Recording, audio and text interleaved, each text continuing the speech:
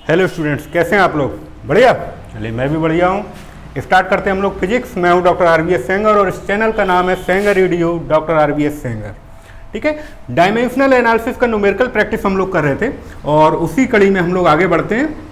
एक एग्जाम्पल लेते हैं। एग्जाम्पल मैंने लिया हुआ है pressure P directly proportional to दिया हुआ है वेलोसिटी और डेंसिटी के। ठीक है, यानी प्रेशर P डिपेंड कर रहा है किस पर? वेलोसिटी V पर और डेंसिटी पर।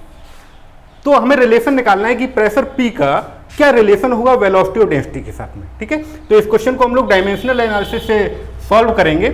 आपको कई बार बताया हुआ है कि कैसे करना है, एक बार फिर से देख लेते हैं इस एग्जाम्पल में। ठीक है, तो क्या किया जाता है, प्रोपोर्शनलिटी साइन हटा के हम लोग क्या करते हैं, capital P is equal to लिखेंगे के, प्रोपोर्शनलिटी कांस्टेंट लगा देंगे और इसका डायमेंशन कितना होता है?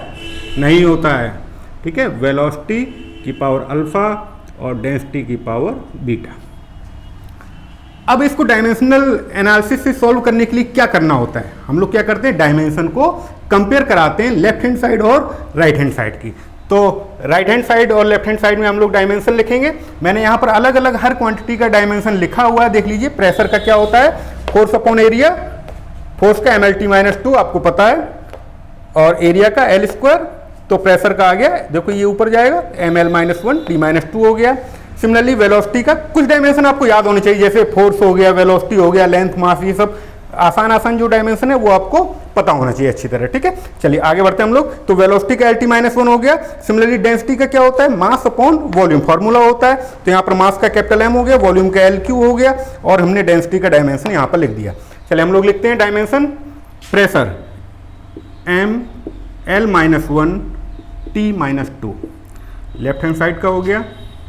के डायमेंशन लेस है, कांस्टेंट है, कोई डायमेंशन नहीं होगा। वेलोसिटी का LT-1 की पावर लिखा हुआ है कितना, अल्फा।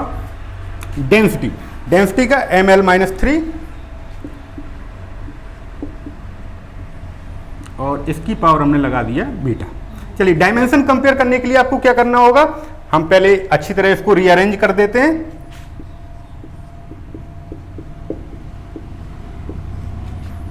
यहां पर देखो m की पावर कितना है, बीटा।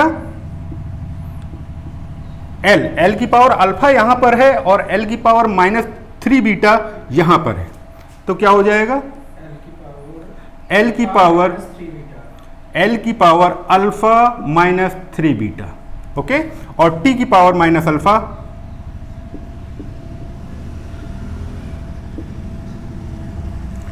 चलिए अब हम लोग क्या करेंगे, डायमेंशन को कंपेयर करेंगे।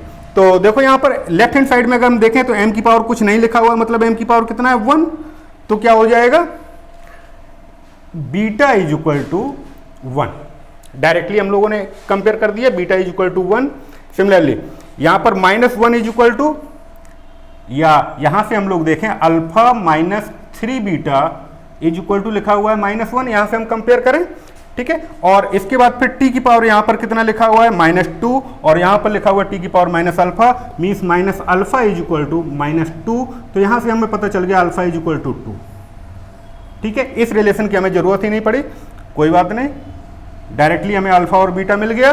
और अल्फा और बीटा मिलने के बाद हम लोग रिलेशन लिखेंगे, प्रेशर P का क्या रिलेशन हो जाएगा, के V की पावर अल्फा था और डेंसिटी की पावर बीटा था। तो रिलेशन आ जाएगा कि वेलोसिटी, देखो कहां पर, वेलोसिटी की पावर में कितना, अल्फा लिखा हुआ है यानी 2 लिखा हुआ है, और डेंसिटी यानी वेलोसिटी की पावर 2 हो गया। डेंसिटी की पावर बीटा लिखा हुआ है, बीटा का वैल्यू है 1, तो ये हो गया 1, यानी प्रेशर इज इक्वल टू के। ये रिलेशन हमको मिल गया प्रेशर का वेलोसिटी और डेंसिटी के साथ, क्या रिलेशन है वो आ गया। अब ये क्वेश्चन देने का मेरा मकसद ये नहीं था कि आपको रिलेशन निकालना है, रिलेशन वाले हमने बहुत सारे क्वेश्चन पहले भी किए हुए हैं। इस क्वेश्चन को देने का हमारा मकसद कुछ और था। एक बार एक क्वेश्चन आया हुआ है और क्वेश्चन ये था,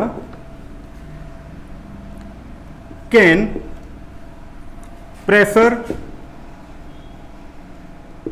velocity and density be chosen as fundamental quantities. क्या लिखा हुआ है? प्रेशर, वेलोसिटी और डेंसिटी को क्या फंडामेंटल क्वांटिटीज की तरह चूज किया जा सकता है? अब आपको पता नहीं होता तब तो मुश्किल था बताना, लेकिन चूंकि यहां पर हमने अभी रिलेशन एक फाइंड आउट किया हुआ है कि प्रेशर का वेलोसिटी और डेंसिटी के साथ रिलेशन, यानी प्रेशर, डेंसिटी और वेलोसिटी एक दूसरे पर डिपेंड कर रहे हैं, यानी इनके बीच में एक फॉर्मूला है, तो इन क्वांटिटीज को हम फंडामेंटल क्वांटिटीज की तरह यूज नहीं कर सकते हैं, क्योंकि फंडामेंटल क्वांटिटीज का एक दूसरे के साथ कोई भी रिलेशन नहीं होता है। ठीक है, तो इस क्वेश्चन का आंसर क्या हो जाएगा? नो। क्यों? क्योंकि प्रेशर, वेलोसिटी और डेंसिटी एक रिलेशन से जुड़े हुए हैं और उस रिलेशन को हम लोगों ने अभी डिस्कस किया हुआ है ये, तो इसका आंसर क्या हुआ? नो। ठीक है, चलिए आगे हम लोग डिस्कस करते हैं और एग्जाम्पल लेते हैं।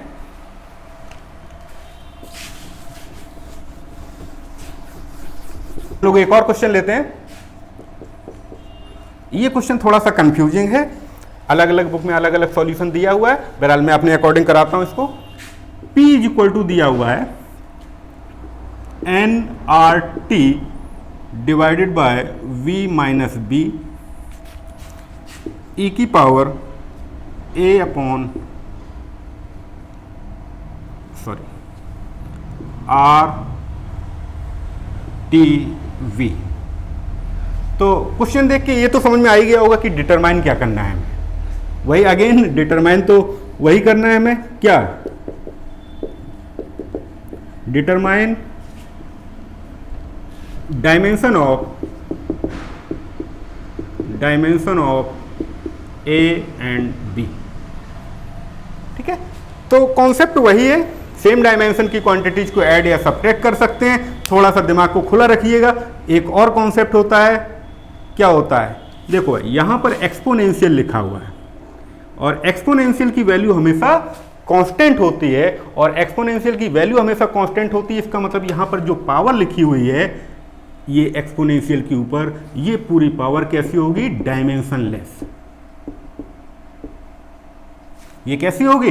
डायमेंशनलेस। बस ये दो कॉन्सेप्ट आपको अगर आ गए तो फिर क्वेश्चन में कुछ बचा नहीं है। यहां तो बिल्कुल आसान है, जो अभी मैंने बताया था डायमेंशन ऑफ है, यहां पर वही टर्म जो अभी मैंने बताए थे पिछले क्वेश्चन में। P प्रेशर है, V वॉल्यूम है, R गैस कांस्टेंट है, T टेम्परेचर है, N क्या होता है? Number of moles. ठीक है, चलिए dimension of V is equal to dimension of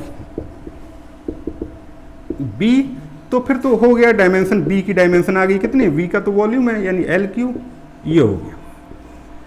चलिए ये क्वेश्चन हमने बी को फाइंड आउट करने के लिए नहीं लिखा हुआ है, हमारा मकसद है ए का पता करना। ठीक है, इसीलिए मैंने ये क्वेश्चन दिया हुआ है। चलिए तो क्या लिखेंगे हम? क्या लिखेंगे? Dimension of A upon R T V, इस पूरे का जो डायमेंशन होगा दैट इज इक्वल टू कितना होगा? Dimension less. और डायमेंशन लेस को हम लोग कैसे रिप्रेजेंट कर सकते हैं? m की पावर 0, l की पावर 0, t की पावर 0, k की पावर 0। ठीक है, ये लिख सकते हैं। जो भी फंडामेंटल क्वांटिटीज है उनकी पावर 0 लगा के हम लोग उसको रिप्रेजेंट कर सकते हैं। बहरहाल मैंने यहाँ पर केवल 3 ही लिखे हुए हैं। ध्यान दीजिएगा ये t टाइम वाला है और ये t टेम्परेचर वाला है। ठीक है, उसमें कंफ्यूज मत हो जाना। चलिए तो क्या लिखेंगे हम? डायमेंशन, a की डायमेंशन अपॉन, यहां पर देखो गैस कांस्टेंट। अब गैस कांस्टेंट का मैं डायमेंशन पूरा कैलकुलेट नहीं करवाऊंगा। ठीक है, इसको हम लोग थोड़ा सा और देख लेते हैं। आर टी वी ये हो जाएगा, और इसको हमें इक्वल करना है किसके? m की पावर 0, l की पावर 0, t की पावर, केवल 3 ही टर्म लिख रहा हूं। चल यहाँ पर थोड़ा सा मैं बता रहा हूं आपको, देखिएगा। एक रिलेशन अभी आप लोगों ने पढ़ा हुआ है, P V is equal to N R T. ये रिलेशन आप लोगों ने पढ़ा हुआ है, लास्ट क्लास में पढ़ चुके होंगे। तो यहां पर मैं यूज करना चाह रहा हूं इस आर टी का।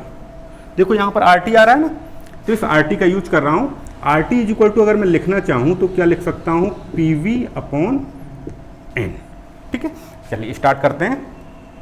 ए अपॉन, देखो आर टी की जगह क्या लिख रहा हूँ, P V upon N, P V upon N into V. V तो पहले से लिखा हुआ, आर टी की जगह पी वी अपॉन एन लिख दिया, वी पहले से लिखा हुआ है तो वी को भी लिख दिया यहाँ पर, इज इक्वल टू एम की पावर 0, एल की पावर 0, टी की पावर 0। ठीक है, तो डायमेंशन ए का कितना आ जाएगा, देखो इधर ए का डायमेंशन कितना बचेगा, ध्यान दीजिएगा। ये तो 1 है, सबकी पावर 0 लिखा हुआ मतलब 1 है, तो ये डायरेक्टली मल्टीप्लाई हो जाएगा, यानी पी की डायमेंशन और वी स्क्वायर की डायमेंशन अपॉन एन की डायमेंशन। ठीक है, तो मैं इसको रब कर रहा हूं। चलो बताओ प्रेशर की डायमेंशन क्या होती है। अभी हम लोगों ने यूज किया था M L minus 1 T minus 2। Volume L cube, volume की क्या होती है, एल क्यू, तो एल क्यू का मतलब हो गया ये एल की पावर 6। ठीक है, यहां पर कई बुकों में केवल यही आंसर दिया हुआ है। ठीक है, कई बुकों में यही आंसर दिया हुआ है, उन्होंने एन को लिखा हुआ है कि डायमेंशनलेस क्वांटिटी। बहरहाल हमने पढ़ा हुआ है कि नंबर ऑफ मोल्स को हम लोग फंडामेंटल क्वांटिटी की तरह चूज करते हैं, इसलिए मैं इसको अलग से लिख रहा हूं मोल। और जब ये मोल ऊपर जाएगा तो ए का जो डायमेंशन आएगा क्या आ जाएगा, M L minus 1 T minus 2, sorry L की पावर लिख देते हैं सीधा, देखो -1 ये 6 ये है तो कितना हो गया 5, और यहां पर क्या आ जाएगा मोल इनवर्स।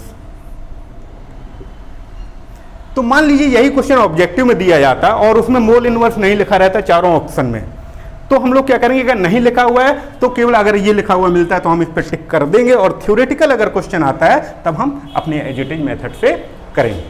ठीक है, चलिए हम लोग नेक्स्ट लेक्चर में और भी अगर न्यूमेरिकल मिलते हैं तो और भी न्यूमेरिकल हम करेंगे, और नेक्स्ट टॉपिक की तरफ हम लोग मूव करेंगे। ठीक है, थैंक यू।